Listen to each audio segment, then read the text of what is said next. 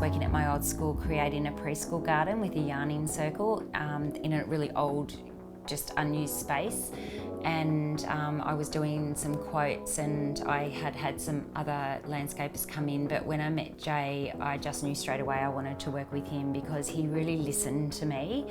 And I just felt and saw his passion about using natural materials, making sure it was as natural as possible and it was really authentic.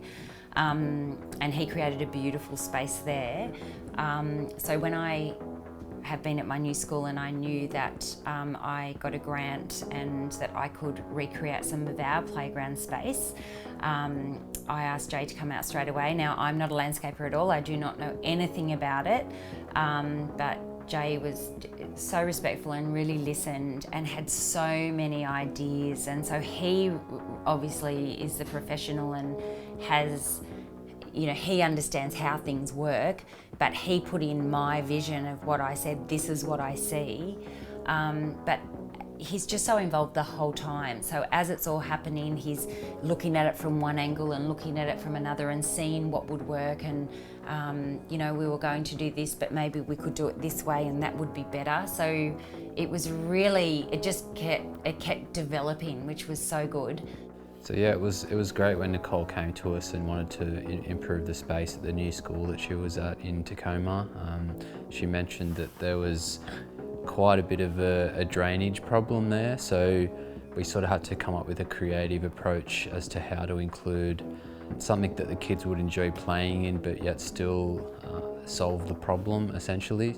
I placed the sandstone boulders here on a corner of the sand pit, so it was kind of a natural transition from one space into the next. I've tried to do that with the stepping logs as well, how it steps up to the hill and also with the boulders up onto the hill. So there's no abrupt end to one material, and that's another thing that happens in nature. You're not stopping and starting, things kind of are integrated and dispersed over different spaces.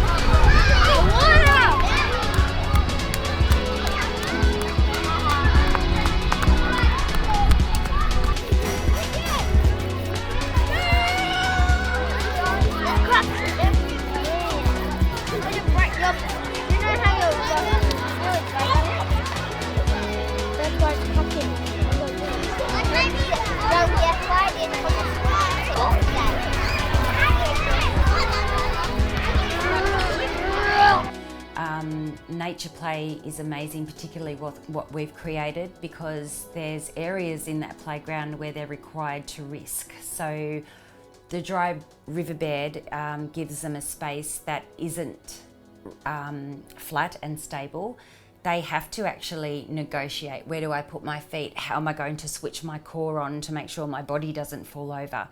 The natural world is full of hazards and things that you can potentially get harmed by. So I think it's important to include a few of these aspects, to have some big boulders or rocks or steep declines that kids really need to think about how they're going to go about getting down or getting up, or having to think about how far they've got to jump or fall, and thinking on their feet and finding their balance and learning the hard way sometimes. I think it's an integral part of growing up as a kid. I think generations ago people used to go down to the bush and bushwalk and go up into caves and that kind of thing. They used to fall over and get up. This is the kind of play that we're trying to recreate for our kids. We talk about 21st century learning. The 4 big things of 21st century learning are collaboration, communication, creativity, and critical thinking. Play, when you play with a group of kids, are all those things. So play is 21st century learning, and it's also learning that lots of kids used to have but don't have anymore. So we want the kids exploring their world around them. We want them grabbing the stones and rubbing the stones together. And you'll see in the video, one of our beautiful little Aboriginal girls had 2 pieces of sandstone and she was rubbing it together. Now, other kids might just rub it together and be making paint or be making some tactile experience. But when I asked her what she was doing, she was making ochre. So very connected to her land and her space. But we definitely need to give our kids a chance to get outside, make their own games, be bored and see what happens, because that's when the magic starts. Could you do a funny one? Yeah, Tacoma Public School? Yeah. Oh my God, let's go do a funny one at Tacoma Public School.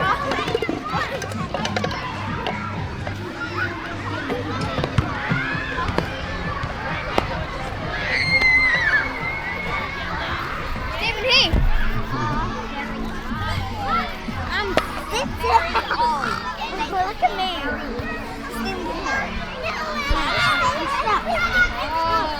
Aboriginal boys use lines.